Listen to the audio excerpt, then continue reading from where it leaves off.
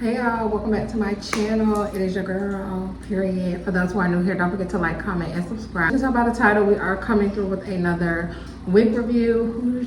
Huge shout out to Megalook here for sponsoring today's video. Tell me over something a little bit different. This is like a purplish, blondish wig.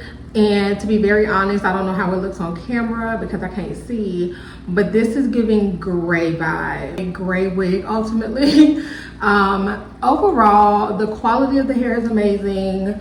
The lace is amazing. They never really disappoint with their hair, but this color is a little out of the box, so I wasn't quite sure how this came out. Let me know what you think below. Should I rock gray hair?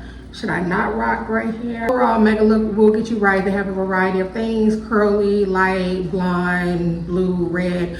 Anything you can get, it is available on their website. Everything about this hair will be linked below. This is 26 inches. It came pre-plucked, pre-bleached, and pre-curled, okay? In which I love the pre-curled wigs because it makes my job a lot easier. Quality is amazing. Hair is 10 out of 10. As always, don't forget to check the description box below if you want to see how I installed it, how we got this look, girl. Just keep watching.